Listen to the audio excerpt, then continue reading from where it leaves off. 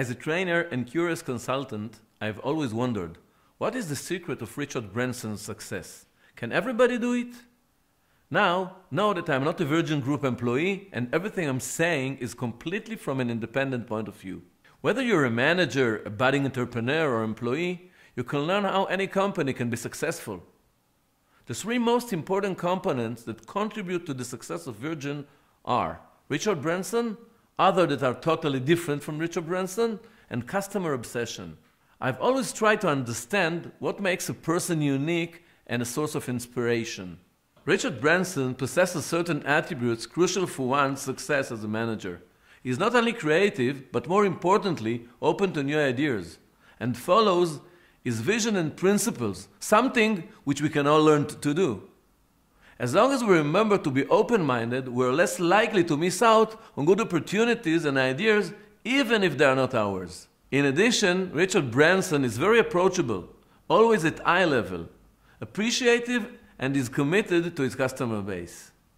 In fact, till today, Richard Branson makes occasional phone calls to customers to ask how they're doing.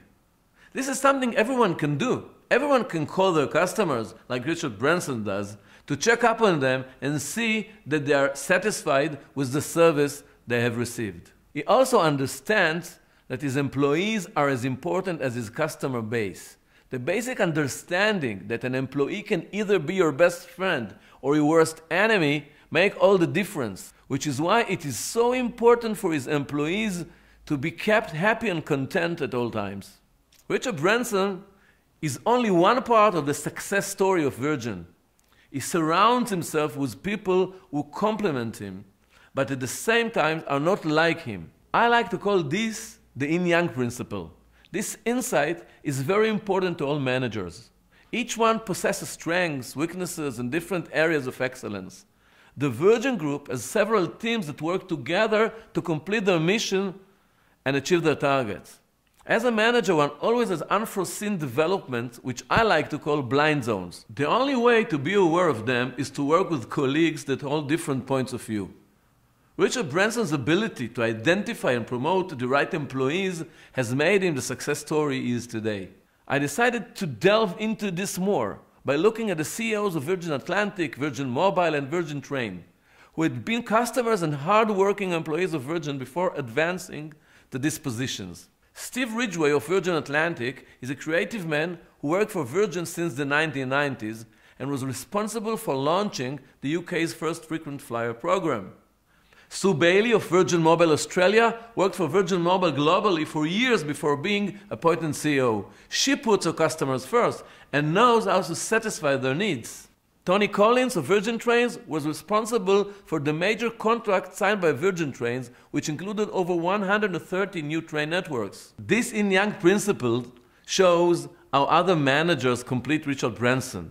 As a manager, one should surround themselves with people who share the vision, but who are different. So Branson, companies may exist forever. People do not, and managers should allow others to stand at the front with them. Putting your customer front and center is not a new principle. The challenge is how to implement it in such a large group that has millions of customer interactions every day. The Virgin Group not only talks about it, they get the job done by choosing and promoting managers that excel in these fields. It is all about management.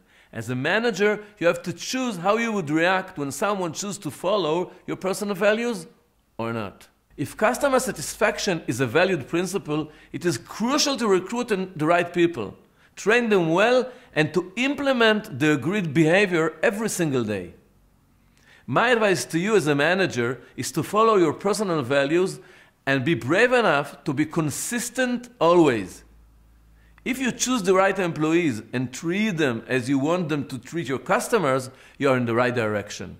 A great example to follow took place on a Virgin flight I was taking. I happened to be seated next to an extremely tall individual who was visibly very uncomfortable. He didn't even have to ask before being moved by the flight attendant to a seat with extra legroom. This is what good service is all about. The last secret of the Virgin Group that we unlocked is the combination of consistency and flexibility. On one hand, a sort of stubbornness when it comes to sticking to the targets, and on the other hand, an openness and acceptance to new ideas and different ways to make their business successful. Try to adapt the three following insights. Welcome others that share your vision, that are able to complete you. Treat your customers and employees as you would like to be treated. And last, be consistent, even stubborn, but keep enough room for flexibility.